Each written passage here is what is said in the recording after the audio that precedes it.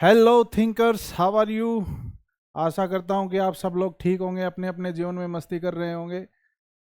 ठीक है, तो आज फिर से मैं हाजिर हूँ आपके सामने कुछ करंट अफेयर्स लेके जो आपके एग्ज़ाम से रिलेटेड होंगे। ठीक है, अगर आप इस चैनल पे नए हैं तो सबसे पहले सब्सक्राइब कीजिए और इस वीडियो को, इस चैनल को ज़्यादा से ज़्यादा शेयर कीजिए। अगर आपकी कोई क्वेरी है तो नीचे कमेंट बॉक्स में आप बता सकते हैं। तो ज़्यादा टाइम वेस्ट ना करते हुए हम स्टार्ट करते हैं आज की पहली न्यूज़ के साथ कि सेंट्रल गवर्नमेंट ने 5 साल का जो बैन है वो एक्सटेंड कर दिया है। किसके ऊपर बैन एक्सटेंड कर दिया है? National Socialist Council of Nagaland Khaplang. ठीक है, ये जो है नॉर्थ ईस्टर्न स्टेट जो है नागालैंड, उसकी एक ऐसी ऑर्गेनाइजेशन है जो वहाँ पे राइट्स वगैरह के लिए रिस्पॉन्सिबल है, या आर्म रिबेलियन इनको बोल सकते हैं। ठीक है, तो इनको 5 साल के लिए और बैन कर दिया है। किस एक्ट के अंदर? यूएपीए के अंदर, अनलॉफुल एक्टिविटी प्रिवेंशन एक्ट। पहले जैसे संजय दत्त के ऊपर बोलते थे कि टाडा लगी हुई है, ठीक है, सिद्धू मूसेवाला ने भी कहा था कि जेड़े केस लगे संजय दत्त थे वो साडे ते लगे ने, ऐसा कुछ कहा था उसने। वे केस तो आए गए हुए, लेकिन यूएपीए आ गया है। अब कोई भी ऐसी अनलॉफुल एक्टिविटी अगर कोई करता है तो उसके ऊपर ये केस लगता है, और उसी के अंडर ये 5 साल की का बैन जो एक्सटेंड किया है सेंटर ने इस ऑर्गेनाइजेशन के ऊपर। जो मिनिस्ट्री ऑफ होम अफेयर्स है उसने इस ऑर्गेनाइजेशन के ऊपर इस एक्ट के तहत 28 सितंबर से, कब से इफेक्टिव? फ्रॉम 28 सितंबर 2025। ठीक है, और इसका एम क्या है इस ऑर्गेनाइजेशन का? कि सॉवरेनिटी चाहिए बोले नागालैंड के लिए। जैसे पंजाब के अंदर सिद्धू मूसेवाला का गाना भी आया था एसवाईएल के ऊपर कि सॉवरेनिटी दे दो, फलान दे दो। ठीक है, लाइकवाइज ये भी सॉवरेनिटी मांग रहे हैं और इंडिया से अलग होना चाहते हैं। और कहाँ मर्ज होना चाहते हैं? Naga inhabited area. किसका? इंडो म्यांमार रीजन का। जो इंडो म्यांमार रीजन का एक एरिया है जहाँ पे नागा ट्राइब रहती हैं, वहाँ पे ये अपने आप को मर्ज करना चाहते हैं। ठीक है, ये ऑर्गेनाइजेशन किसके साथ इसका लिंक बताया गया है? एक इंसर्जेंट्स का ग्रुप है, जो ऐसी एक्सट्रीम जो ऑर्गेनाइजेशन है जिसको बोला जाता है United liberation front of Assam. ठीक है, असम के अंदर भी एक ऐसी ऑर्गेनाइजेशन है जो ऐसे ही काम करती है। और दूसरा क्या है? The People's Revolutionary Party of Kangleipak. ठीक है, जिसको प्री पाक बोलते हैं। ये मणिपुर की पार्टी है, ये मणिपुर की ऑर्गेनाइजेशन है, नॉट पार्टी, सॉरी टू से। ठीक है, ये ऐसे ही एक्सट्रीमिस्ट की ऑर्गेनाइजेशन है ये मणिपुर की। और मणिपुर की एक दूसरी ऑर्गेनाइजेशन भी है, द पीपल लिबरेशन आर्मी।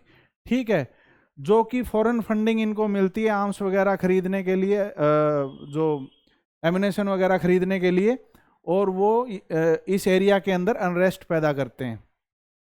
ठीक है, ये किस किस एक्टिविटी में इन्वॉल्व है ये ऑर्गेनाइजेशंस? किडनैपिंग के अंदर, एक्सटॉर्शन के अंदर, possession of illegal arms and ammunition. ठीक है, गवर्नमेंट डेटा के अनुसार सितंबर 2020 से अप्रैल 2025 तक 13 काडर को किल्ड किया गया है। या 13 काडर किसको बोला गया है? यहाँ पे समूह को, ऐसे आतंकवादियों के समूह को 13 को किल कर दिया गया है। 85 अरेस्ट कर लिए गए हैं, 69 ने सरेंडर कर दिया है। 71 केस रजिस्टर हो चुके हैं, 56 जो जिनके ऊपर चार्जशीट फाइल हो चुकी है, और 35 कैडर जो है प्रोसिक्यूटेड किए गए हैं, कोर्ट के सामने पेश किए गए हैं, केस चला है। ठीक है, अब कितने जो वेपन्स है वो रिकवर्ड किए हैं वहां से? 69 वेपन्स, और लगभग 950 के अराउंड लाइव राउंड्स, जिंदा कारतूस। ठीक है, और आईईडी। ठीक है, जो एक्सप्लोजिव डिवाइसेस होते हैं, ठीक है, इम्प्रोवाइज्ड एक्सप्लोजिव डिवाइसेस की जो फुल फॉर्म है। ठीक है, जो अपने यहाँ जो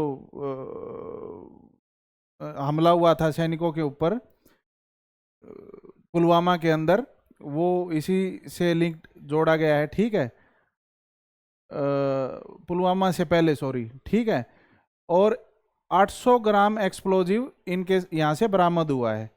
तो ये दरअसल ये बताने के लिए आपको कि इंटरनल सिक्योरिटी कहाँ मैटर करती है और कैसे कैसे ऑर्गेनाइजेशन नॉर्थ ईस्टर्न जो स्टेट है वहाँ पे काम करते हैं और क्या क्या इम्पैक्ट पड़ता है। मैंने पहले भी आपको बताया था, जब मैं ये इस वीडियो में मैंने ये बात छोटी सी कवर की थी, जब लद्दाख के अंदर अभी अनरेस्ट फैल रहा है कि पूरे देश में कैसी कैसी प्रॉब्लम है, तो देखिए वो सामने ही आ गई है। ठीक है, आज की न्यूज़ में। अब नागालैंड के बारे में अगर थोड़ा सा ध्यान दें, जैसा कि मैं हर स्टेट का थोड़ा बहुत जिक्र होता है तो थोड़ी बातें उसके बारे में बताता हूं आपको। चीफ मिनिस्टर वहाँ के नेप्यू रियो हैं, गवर्नर अजय कुमार भल्ला हैं, कैपिटल वहाँ की कोहिमा है। और नेशनल पार्क कौन कौन से हैं वहाँ पे? इंतांकी नेशनल पार्क। और वाइल्ड लाइफ सेंचुरी कौन सी है? फाकिम वाइल्ड लाइफ सेंचुरी और पुलीबेज वाइल्ड लाइफ सेंचुरी और रंगा पहाड़ वाइल्ड लाइफ सेंचुरी। ये उनकी फोटो है उस ऑर्गेनाइजेशन की जो अपने आप को आर्मी बोलती है वहां की। ठीक है, और ये उनके लीडर हैं एसएस खापलंग। ठीक, इससे अगली न्यूज पे आए हम। तो इंडिया ने होस्ट किया है एक इनिशिएटिव। ठीक है, एक समिट जो है यंग लीडर्स की समिट होस्ट की है। किसके अंडर? बीमस्टेक ग्रुप के अंदर। बीमस्टेक की फुल फॉर्म क्या है? Bay of Bengal Initiative for Multi Sectoral Technical and Economical Cooperation. ठीक है, इसका मेन एम क्या रहता है कि जो भी इसके मेंबर स्टेट हैं, जैसे कि यहाँ पे दिखाए हुए हैं मेंबर स्टेट कौन कौन से हैं इसके: नेपाल, भूटान, बांग्लादेश, म्यांमार, थाईलैंड, श्रीलंका और इंडिया। यानी इस रीजन में जो है शांति बनी रहे और आपस में इतना कोऑपरेशन हो कि इकोनॉमिकल जो एडवांसमेंट यहाँ पे हो और टेक्निकल एडवांसमेंट यहाँ पे हो। तो बीमस्टेक के थ्रू ही एक यंग लीडर्स की समिट जो है होस्ट की है इंडिया ने। कहाँ पे की है ये? 9 से 11 सितंबर 2025 को गुवाहाटी में, असम के अंदर जो है गुवाहाटी। ठीक है, और इसके अंदर क्या हाईलाइट किया गया है? जो critical role of youth, youth का रोल किस चीज के अंदर? जो बे ऑफ बंगाल का रीजन है, ये बे ऑफ बंगाल हो गया। ठीक है, इसका जो रीजन है मतलब आसपास का, उसके अंदर प्रोस्पेरिटी लेके आने के लिए जो अपना यूथ है वो कहाँ तक योगदान दे सकता है, कहाँ तक अपने इनोवेटिव आइडियाज दे के उस चीज को दुरुस्त कर सकता है। ये इसका मेन हाईलाइट था इस समिट का। ठीक है, ये किस चीज का पार्ट था ये समिट भाई? जो 21 पॉइंट एक्शन प्लान जो अनाउंस किया था पीएम मोदी साहब ने, छठी जो बीमस्टेक समिट थी, छठी बीमस्टेक समिट कब थी? 4 अप्रैल 2025 को थी भाई। ठीक है, जो कि बैंकॉक थाईलैंड के अंदर थी। ठीक है, जिसकी थीम थी BIMSTEC prosperous resilient and open. और होस्ट किसने की थी ये छठी समिट? थाईलैंड ने। देखिए ये यहाँ पे 2 समिट की बात चल रही है, इनको इंटरमिक्स मत कर देना। बीमस्टेक की जो है एक रेगुलर इंटरवल पे जो है इनकी समिट्स होती रहती हैं जो मेंबर स्टेट्स हैं इनके। तो जो छठी समिट थी बीमस्टेक की जो मेंबर स्टेट्स की, वो हुई थी थाईलैंड के अंदर। ठीक है, और होस्ट किया था थाईलैंड ने ही। ठीक है, और कब हुई थी? 4 अप्रैल को 2025 को। और उसकी थीम क्या थी? BIMSTEC prosperous resilient and open. ठीक है, अब बीमस्टेक जो ऑर्गेनाइजेशन है उसी के अंदर इस समिट के अंदर एक 21 पॉइंट एक्शन प्लान जो है अनाउंस किया था मोदी साहब ने। उसके तहत ये जो समिट है इंडिया ने होस्ट की है, जिसके अंदर यंग लीडर्स को जो है आगे लाने का काम किया जा रहा है ताकि वो इनोवेटिव आइडियाज दें और इस रीजन के अंदर, इस एरिया के अंदर अच्छा काम हो पाए। ठीक है, ये किसने इनोग्रेट किया है? असम गवर्नमेंट ने। असम के जो गवर्नर है लक्ष्मण प्रसाद आचार्य, और ऑर्गेनाइज्ड इन एसोसिएशन विद, किसके साथ एसोसिएट करके? भारत स्काउट्स एंड गाइड्स के साथ। ठीक है, लगभग 80 यंग लीडर्स चुने गए हैं इन मेंबर कंट्रीज से। ठीक है, और थीम क्या है इसकी, इस वाली समिट की? Leadership for the 21st century, entrepreneurship, design thinking, cross cultural collaboration and sustainable solutions. ठीक है, और इसके आउटकम्स क्या हैं? जो है enhanced skill in communication and collaboration, social business prototypes. मतलब थीम क्या है बेसिकली कि जो कल्चरल एस्पेक्ट्स हैं और जो इनोवेटिव चीज़ें हैं उनके अंदर जो है ज़्यादा भागीदारी हो यूथ की, और काफ़ी आइडियाज़ निकल के आए। और आउटकम क्या है कि स्किल्स के अंदर जो है यूथ की अनाउंसमेंट होगी।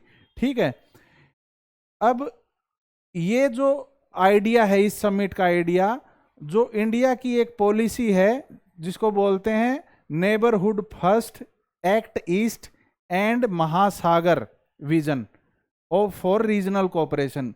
ये 3-4 चीजें। नेबरहुड फर्स्ट मतलब अपने पड़ोसियों का ख्याल हम रखते हैं। कई बार जैसे अपनी नेबरिंग कंट्रीज के अंदर कोई भी बाढ़ वगैरह से समस्या आ जाती है, भूकंप आ जाता है, तो रिलीफ जो फोर्सेस वगैरह हैं या फंड्स वगैरह हमारे यहाँ से पहुँचाए जाते हैं। एक्ट ईस्ट का मतलब है कि इवन रशिया का जो ईस्टर्न के भी ईस्टर्न जो पार्ट है वहाँ तक हम चीज़ों को एक्सप्लोर करें और अपने जो ईस्टर्न कंट्रीज हैं उनके साथ रिश्ते दुरुस्त हों। और महासागर क्या है भाई, ये दरअसल एक स्कीम थी सागर से रिलेटेड। सागर एक स्कीम थी, उसी का एक्सटेंडेड पार्ट है महासागर। ठीक है, इसके अंदर महासागर प्रोग्राम जो है, अगर उसकी बात करूं, India represents a strategic evolution from its earlier Sagar जो स्कीम दी, security and growth for all in the region. ठीक है, इसी को एक्सपेंड कर दिया गया जिसकी फुल फॉर्म है mutual and holistic advancement for security and growth across regions. ठीक है, जिसको किसने लॉन्च किया था, पीएम मोदी साहब ने 2025 के अंदर।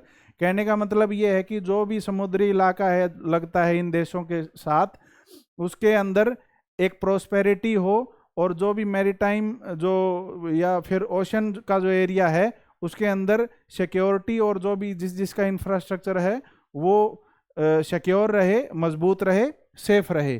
ठीक है, इसके लिए महासागर और ये सागर जैसी स्कीमें चलाई हुई थी। और जो ये बीमस्टेक का जो ये मैंने बीमस्टेक की बात की, समिट वगैरह की, इसकी सेक्रेटेरिएट कहाँ पे है भाई, ढाका के अंदर। ठीक है, ढाका के अंदर इसकी सेक्रेटेरिएट है। इसके अलावा अगर इस पेज पे कुछ बच गया हो या आपको समझ नहीं आया तो एक बार पॉज करके आप देख सकते हैं। और ये जो है फोटो 2023 में जो महासागर दरअसल एक की प्लेटफॉर्म बन गया था मैरीटाइम कोऑपरेशन का, और थर्ड एडिशन इसका नवंबर 5, 2024 में रखा गया था। ठीक है, ये देखिए एरिया, इतना एरिया जो है जिसके अंदर लगभग इंडिया का पूरा इंडियन ओशन वगैरह सारा आ जाता है, बे ऑफ बंगाल वगैरह का। ठीक है, सारा एरिया आ जाता है। ठीक है, इस एरिया के अंदर जो सिक्योरिटी मजबूत रहे, ये इसका मेन एम था भाई। ठीक है, इससे अगला अगर बात करें तो भारत इंटरनेशनल राइस कॉन्फ्रेंस रखी गई है। कब रखी जाएगी ये, 30 और 31 अक्टूबर को 2025 के अंदर। और ये वर्ल्ड का लार्जेस्ट राइस इवेंट है।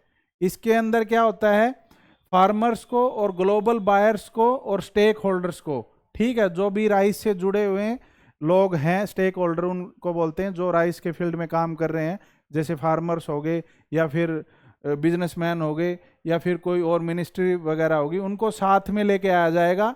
ठीक है, और इसके अंदर जो इंडिया के राइस की डाइवर्सिटी और क्वालिटी स्टैंडर्ड के ऊपर बात होगी, और कैसे बिजनेस टू बिजनेस जो लिंकेजेस वगैरह हैं वो ज़्यादा प्रोस्पेरिटी में आए। बिजनेस टू बिजनेस बोलते हैं जैसे मैं एक थोक का विक्रेता हूँ राइस का, और आगे भी किसी बिजनेस वाले को, होलसेलर को ही मैं राइस सेल कर दूं, मतलब अगले का भी बिजनेस है, मैं भी बिजनेस कर रहा हूँ। Business to business linkages. Business to customer क्या होता है कि मैं कहीं से थोक में लेके आया हूँ और कस्टमर को सेल कर रहा हूँ, तो B2C उसको बोलते हैं, उस मॉडल को। ठीक है, ये किसने ऑर्गेनाइज करवाया है भाई, इंडियन राइस एक्सपोर्टर्स फेडरेशन है एक। ठीक है, वो शामिल थी, और उसके साथ कौन कोलैब कर रहा था, एपेडा। इसकी फुल फॉर्म क्या है, ये agricultural production, agricultural process food food product export development authority. ठीक है, ये एक स्टैट्यूटरी बॉडी है, किस मिनिस्ट्री के अंदर, ministry of commerce and industry के अंदर। और कब इस्टेब्लिश हुई थी ये, 1986 के अंदर। एपेडा की बात कर रहा हूं मैं। ये इवेंट जो है ऑर्गेनाइज करवाया, इवेंट कौन सा, जो ये कॉन्फ्रेंस है, ये किसने ऑर्गेनाइज करवाया है? पहला तो एक फेडरेशन है जिसको बोलते हैं इंडियन राइस एक्सपोर्टर्स फेडरेशन, और उसके साथ कौन था? एपेडा। ठीक है, ये agricultural and processed food export development authority, जो कि एक स्टैट्यूटरी बॉडी है, कौन सी मिनिस्ट्री के अंदर आती है? Ministry of commerce and industry के अंडर आती है, और ये 1986 के अंदर बनाई गई थी। ठीक है, ये यहां पे लिखा हुआ, और ये from surplus to supremacy, India rise in global rice trade. ठीक है, ये इसकी मेन थीम थी। इससे अगली न्यूज पे आए तो 25 सितंबर को जो है एक तरीके से वर्ल्ड फार्मासिस्ट डे मनाया जाता है। ठीक है, और इस बार की जो वर्ल्ड फार्मासिस्ट डे की थीम थी वो क्या थी? थिंक हेल्थ, थिंक फार्मासिस्ट, और think class, I think class, ये मैंने मेरी तरफ से जोड़ा है। ठीक है, थिंक हेल्थ, थिंक फार्मासिस्ट।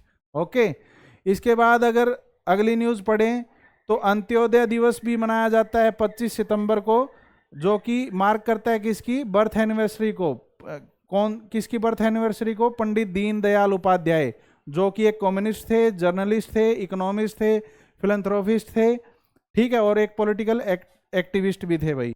ये यहाँ उनकी फोटो है। ठीक है, यहाँ पे लिख रखा है उनका एक कोट, जिसमें लिखा है strength lies not in unrestrained behaviour but in well regulated action. Well said, कि स्ट्रेंथ उस चीज में नहीं है कि आपके बिहेवियर को कोई रोक ही नहीं पा रहा है, कि भाई चलो हाथी की तरह चल रहा है, कोई रोक नहीं पा रहा है, इसमें नहीं है, लेकिन आपके जो एक्शंस हैं, जो भी आप काम कर रहे हैं, वो वेल रेगुलेटेड हो। ठीक है, एथिकली। ठीक है, इसमें स्ट्रेंथ है। अगली न्यूज पढ़ें तो अग्निकुल कॉस्मोस जो है वो कमीशन किया जा चुका है चेन्नई के अंदर, for aerospace and rocket system integrating design simulation 3D printing. Agnikul Cosmos एक तरीके से एक ऐसा जो सेटअप है जिसके अंदर 3D प्रिंटिंग से हम जो है अलग अलग तरीके का रॉकेट वगैरह डिजाइन कर सकते हैं, या रॉकेट के जो पार्ट्स हैं उनको डिजाइन कर सकते हैं। और इससे क्या है कि जो पोस्ट प्रोसेसिंग वगैरह और फिनिशिंग जो है अलग अलग पार्ट्स की, वो बढ़िया तरीके से आएगी, और वो जल्दी भी होगा, और इससे जो कॉस्ट की प्रोडक्शन है वो लगभग 50% से कम हो जाएगी। ठीक है, the facility enables 3D printing of rocket component. कहाँ तक? 1 मीटर की हाइट का कोई कंपोनेंट होगा तो हम इस अग्निकुल कॉस्मोस के 3D प्रिंटिंग से हम वो डिजाइन कर सकते हैं। ठीक है, और अग्निकुल के पास क्या है? यूएस पेटेंट है, जो कि single piece 3D printed rocket engine के लिए यूज किया जाता है भाई।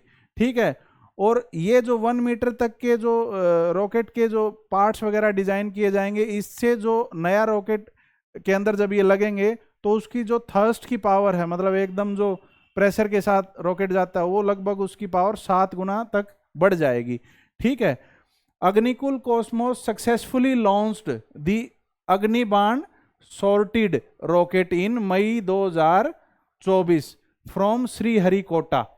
ये जो अग्निकुल कॉस्मोस है, इसके द्वारा हमने ऑलरेडी लॉन्च कर दिया है अग्निबाण को सॉर्टेड। ठीक है, रॉकेट को, ये एक सॉर्टेड रॉकेट है, सॉर्टेड एक शॉर्ट फॉर्म है रॉकेट की। ठीक है, और इसको कब लॉन्च किया गया है? मई 2024 के अंदर श्रीहरिकोटा से।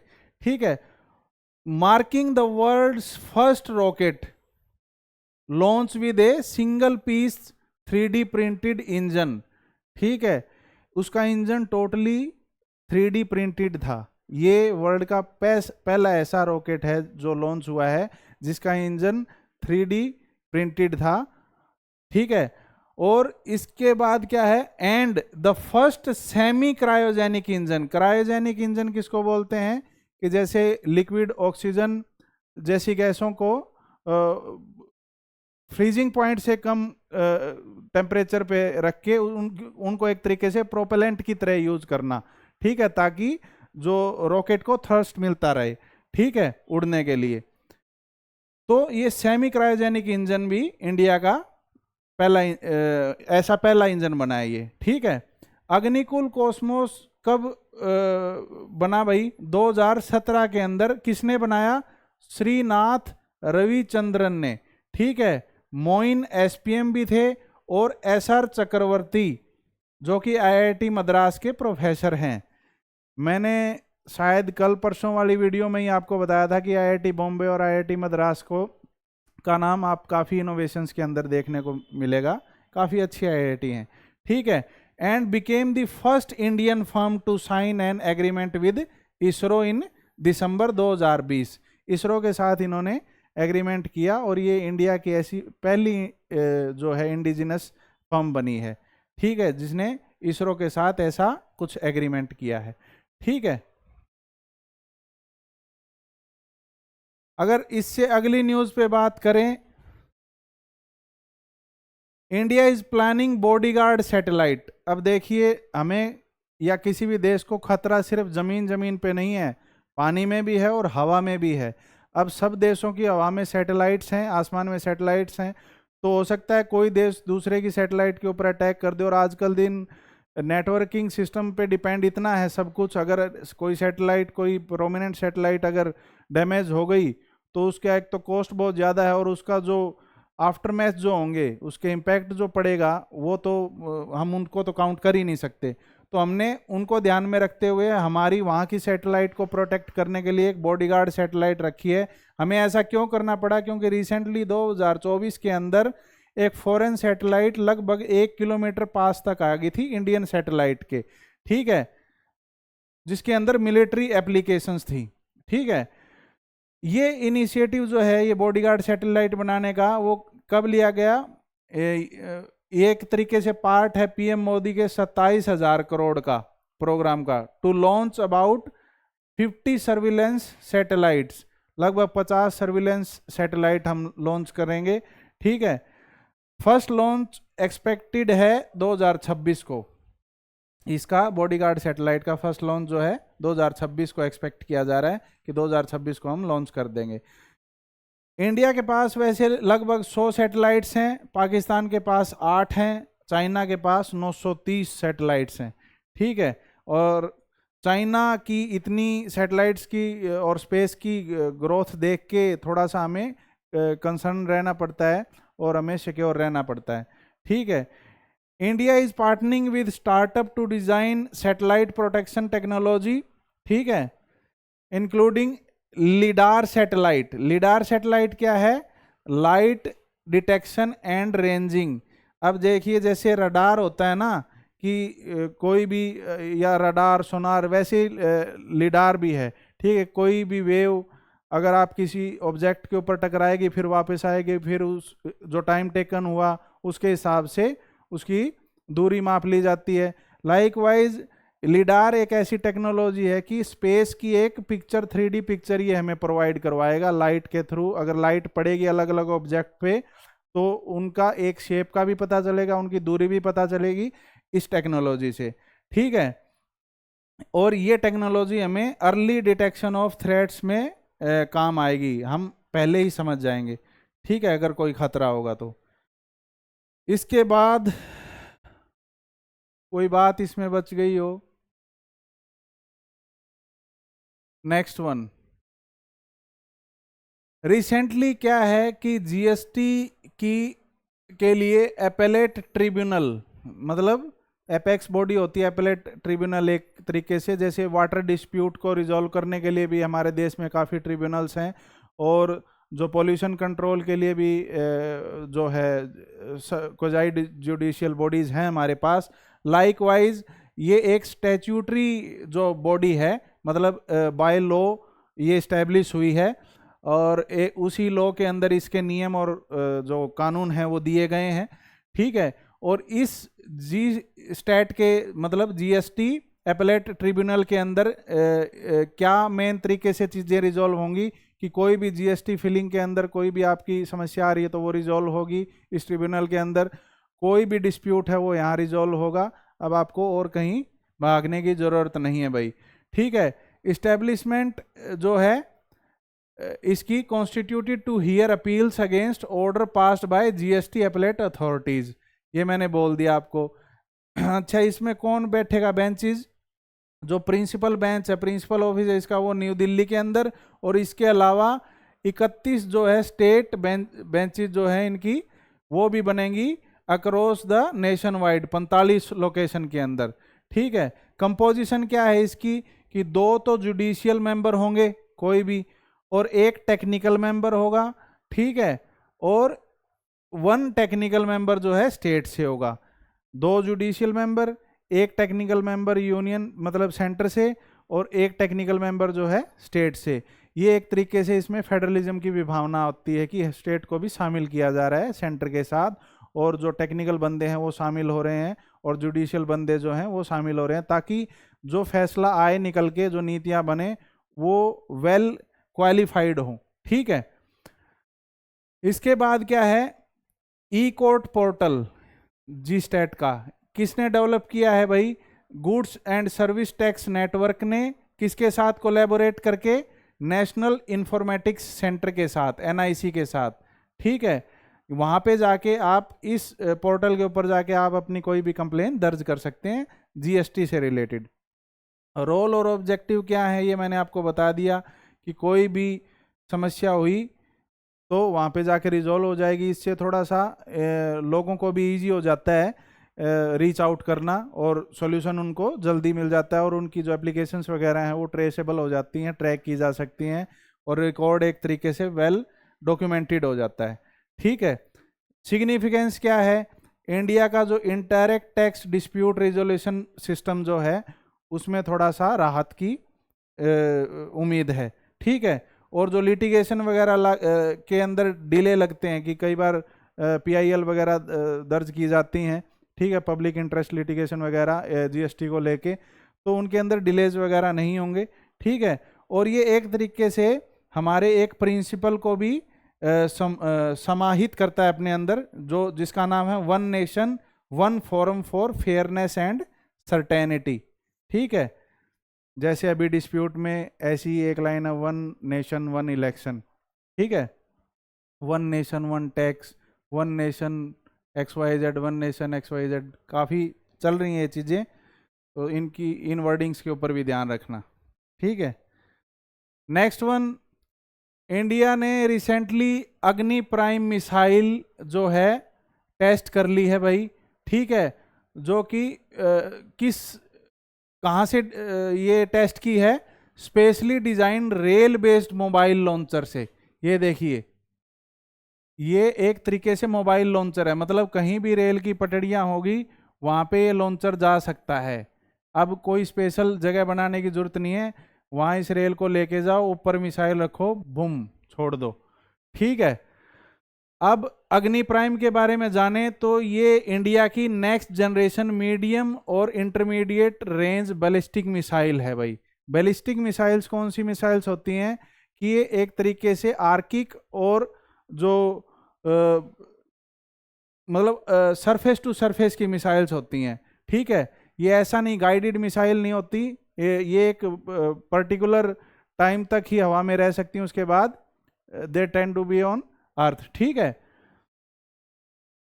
इसके अगेंस्ट अगर बात करूं, बैलिस्टिक मिसाइल के अगेंस्ट क्रूज मिसाइल होती हैं। क्रूज मिसाइल इसके अपोजिट होती हैं, उनके अंदर प्रोपेलेंट होते हैं, उनको गाइड की करके टारगेट करके छोड़ा जा सकता है।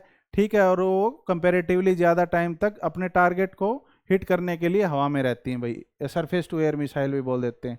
ठीक है, जैसे बैलिस्टिक मिसाइल इंडिया की बात करें तो उनके काफ़ी नाम है, जैसे प्रहार, पृथ्वी 1, पृथ्वी 2, धनुष, उसके बाद पैड आ गया, PDV आ गया, K-15 आ गया, स्मार्ट आ गया, अग्नि 1, अग्नि P, अग्नि 2, अग्नि 3, अग्नि 4, K-4, PDV MK2, अग्नि 5, ये सारी बैलिस्टिक मिसाइल हैं। अगर क्रूज मिसाइल का एक बढ़िया एग्जांपल दूं मैं तो ब्रह्मोस जो है वो क्रूज मिसाइल है। ठीक है, रिसेंटली अपने जो एक नेबर पार्टनर को इसका बढ़िया जलवा देखने को मिला था। ठीक है, अच्छा, जो ये अग्नि प्राइम मिसाइल है जो कि एक बैलिस्टिक मिसाइल है, उसकी रेंज कितनी है? 2000 किलोमीटर की है भाई, ठीक है। और इसको डेवलप किसने किया? डीआरडीओ ने, जिसका फुल फॉर्म है defence research and development organisation. किसके साथ मिलके? स्ट्रेटेजिक फोर्सेस कमांड के साथ मिलके, ठीक है। और ये जो मिसाइल है इसका जो लॉन्चिंग टाइम जो है वो कम है, कम लॉन्चिंग टाइम है, और जल्दी से, मतलब ये पेलोड जो है, जो अपने साथ जो बारूद वगैरह जो और चीज़ें हैं वो ज़्यादा कैरी कर सकती हैं, ठीक है। और इनको डिटेक्ट करना थोड़ा सा कंपैरेटिवली बाकी मिसाइल्स के वो कम पॉसिबल है, ठीक है। ये एक तरीके से रेल बेस्ड लॉन्चर यहाँ पे देखने को मिला है कि भाई कहीं पे भी अगर अपने पास क्रॉस कंट्री मोबिलिटी हम इसके साथ ऑपरेट कर सकते हैं, कहीं पे भी रेलवे लाइन है वहाँ पे हम लॉन्चर लेके गए, मिसाइल रखी और मैंने बता दिया छोड़ दो, ठीक है। ये यहाँ पे मैंने बैलिस्टिक मिसाइल का मैंने कुछ रखा है, अगर आप नोट्स इसको रखना चाहो तो। Ballistic missiles are weapons that deliver explosive by following a high arcing ballistic trajectory after an initial powered boost phase, ठीक है। They rely on the principle of projectile motion, ठीक है, जो ग्रेविटी और अर्थ की रोटेशन पे डिपेंड होता है, ठीक है। और वहीं उसके अगेंस्ट हम देखें cruise missile which maintain power flight through out their journey, अपनी जर्नी के दौरान अपनी पावर को मेंटेन करके रखती है, ऐसा नहीं कि ऐसे उड़ी और ऐसे नीचे, जैसा कि प्रोजेक्टाइल मोशन जिसको बोलते हैं, जो कि बैलिस्टिक मिसाइल के अंदर देखने को मिलता है। यस, नेक्स्ट वन, ए सीडीसी मतलब centres for disease control and prevention, उसकी एक रिपोर्ट आई है जिसके अंदर एक नाइटमेयर बैक्टीरिया देखने को मिला है भाई, ठीक है। और उसकी वजह से काफ़ी सारे इन्फेक्शंस जो है बढ़ गए हैं, 70% तक बढ़ गए हैं 2019 से लेके 2023 तक। और ये बैक्टीरिया कहाँ से मेनली ड्रीवन होता है, कहाँ से आया है? एनडीएम जीन से। एनडीएम जीन मतलब new Delhi metallo beta lactamase 1 gene, जो कहाँ पाया गया था? 2008 में पाया गया था दिल्ली के एक मरीज के अंदर, जो कि मल्टी ड्रग रेजिस्टेंट था, मतलब उसको कोई भी दवाई दो लग गए को नहीं उसका, ठीक है। तो उसके अंदर ये जीन पाया गया था, और इस जीन की वजह से ये नाइटमेयर बैक्टीरिया वहाँ पे इन्फेक्शन जो है वो बढ़ गया वहाँ पे, ठीक है। और ये बैक्टीरिया भी क्योंकि इस जीन से निकला है तो हाईली रेजिस्टेंट है काफ़ी सारी एंटीबायोटिक से और कई सारी ड्रग्स से, ठीक है। इसमें सीधा इलाज क्या है कि एक्सपेंसिव इंट्रावेनस वेन के अंदर ही आपको मतलब कोई हार्ड ड्रग जो है वो इंजेक्ट करनी पड़ती है, ठीक है। और इसके अलावा क्या है, अगर किसी को क्रोनिक डिजीज है कोई भी किडनी वगैरह से रिलेटेड, तो बहुत मुश्किल हो जाता है ऐसे पेशेंट को टैकल करना, क्योंकि हर दवाई के लेके रेजिस्टेंट है वो, ठीक है, कोई दवाई उसको लगती नहीं, ठीक है। सुपरबग किसको बोलते हैं? एक कोई भी बैक्टीरिया का स्ट्रेन मतलब उसकी का टाइप लगा लो, ठीक है। जैसे कोविड का स्ट्रेन आया था वायरस का, लाइकवाइज बैक्टीरिया के स्ट्रेन होते हैं जो रजिस्टिविटी जो डेवलपमेंट कर ले किसके अगेंस्ट? काफ़ी सारी एंटीबायोटिक्स के अगेंस्ट, उसको सुपरबग बोलते हैं भाई, ठीक है। ये यहाँ पे न्यूज़ फोटो के अंदर दी हुई है। नेक्स्ट वन, ई साइन जो है एक फैसिलिटी स्टार्ट की है इलेक्शन कमीशन ऑफ इंडिया ने। हमारे यहाँ बहुत चालू लोग हैं, ठीक है। कई बार क्या है कि मेरी वोटर आईडी के अंदर कोई और बंदा कंप्लेंट दर्ज करवा के मेरी डिटेल चेंज करवा रहा है, कई बार तो मेरा वोटर लिस्ट में से नाम ही उड़वा दे रहा है, ठीक है। ऐसे कुछ केसेस पीछे जो असेंबली इलेक्शन के अंदर कर्नाटका के अंदर जो है देखने को मिले हैं।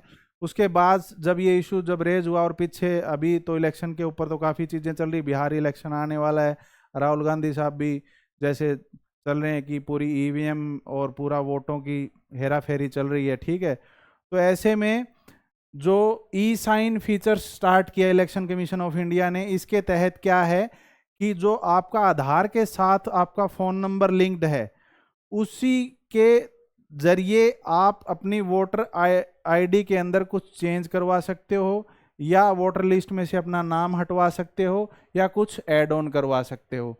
ठीक है, इसका वर्किंग मैकेनिज्म क्या है कि एप्लीकेंट जो है, जो भी फॉर्म 6 अप्लाई कर रहा है, जो यानी कि रजिस्ट्रेशन करवा रहा है, फॉर्म 7 यानी ऑब्जेक्शन कर रहा है इंक्लूजन के लिए या डिलीशन के लिए अप्लाई कर रहा है, और फॉर्म 8 मतलब कोई भी करेक्ट करवाने के लिए एंट्री को अप्लाई कर रहा है, तो वो वेरीफाई होगा उनकी आइडेंटिटी किसके द्वारा? आधार लिंक्ड मोबाइल नंबर से। ये मैंने आपको बता दिया।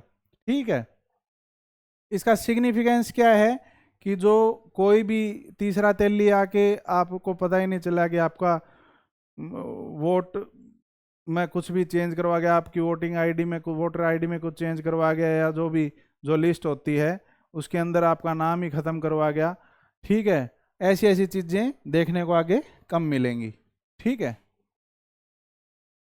Next, UNEP, United Nations environment programme, उसने अनाउंस किया है 2025 young champions of earth award. ठीक है, जो कि रिकॉग्नाइज करेगा किसको, किनको अवार्ड देगा?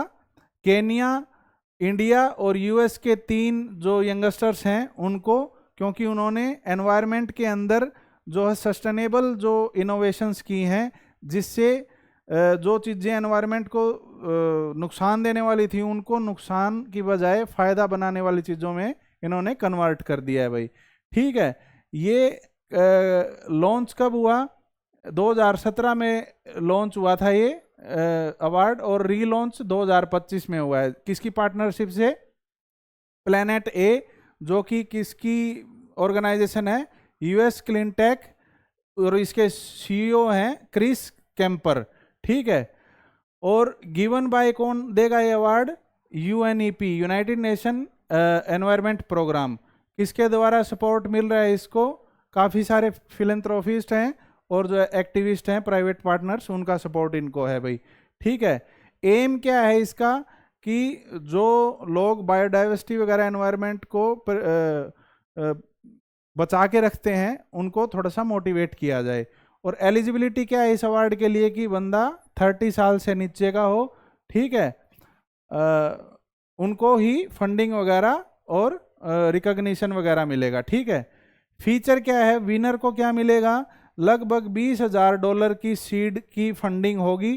ठीक है, और इंटेंसिव ट्रेनिंग दी जाएगी और मेंटरशिप दी जाएगी।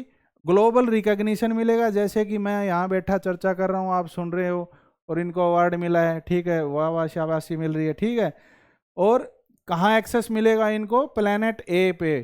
ठीक है, जो कि इनको फर्दर फंडिंग देगा। प्लैनेट ए का जिक्र मैंने किया था, जो किसकी ऑर्गेनाइजेशन है? यूएस क्लीन टेक की, जिसके सीईओ क्रिस कैंपर हैं।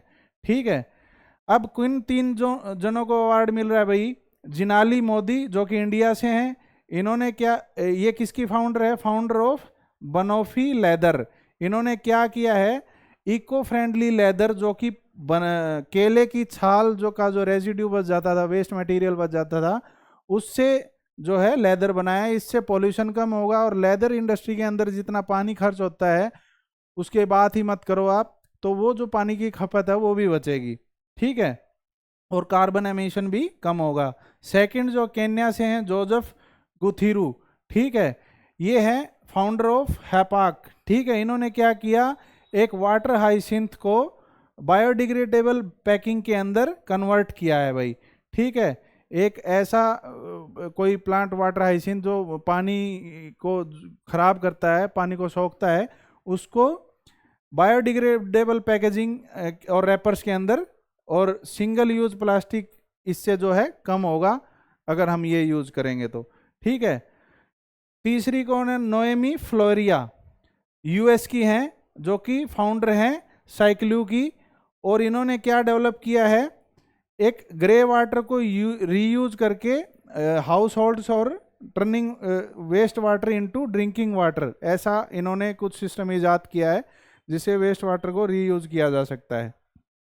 लो एनर्जी कंजप्शन के अंदर। ये उन तीनों ही फोटो है, ग्लोबल रिकॉग्निशन। ठीक है, next one, what our personality rights. अब रिसेंटली क्या हुआ कि अभिषेक बच्चन और ऐश्वर्या राय बच्चन ने केस कर दिया कि उनकी जो फोटोज हैं एआई वगैरह से कुछ छेड़छाड़ करके गलत तरीके से सर्कुलेट की जा रही हैं, तो उन्होंने केस डाल दिया। और लाइक वाइज ऐसे केस पहले भी हुए हैं कि अलग अलग एक्टर्स ने, अनिल कपूर ने लगा लो, ठीक है, और जैकी श्रॉफ वगैरह, इन्होंने, अब किसी ने अपनी आवाज़ के लिए, किसी ने अपने एक्शन के लिए केस किया है। ठीक है, तो लीगल राइट जो है सेफगार्ड करता है एक आदमी का नाम, इमेज और उसकी पसंद नापसंद को, और सिग्नेचर को, वॉइस को। किस चीज से सेफगार्ड करता है? बिना किसी अथॉरिटी के कॉमर्शियल एक्सप्लॉयटेशन।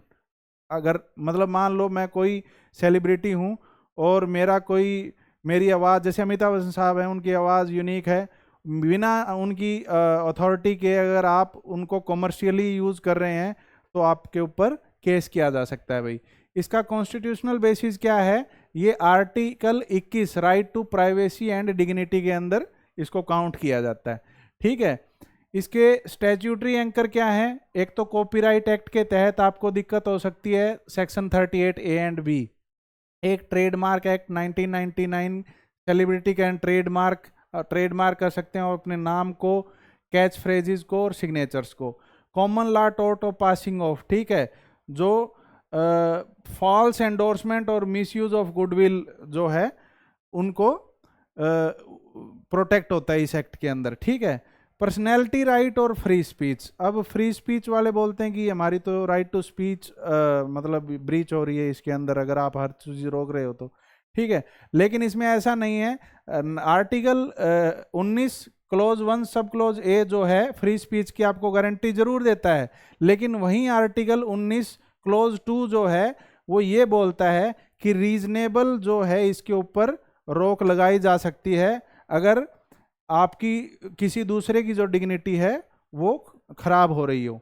ठीक है, परमिसिबल यूज क्या है कि सटायर कर सकते हो, लैम्पून वगैरह मतलब किसी का व्यंग्यात्मक थोड़ा सा जिक्र करना।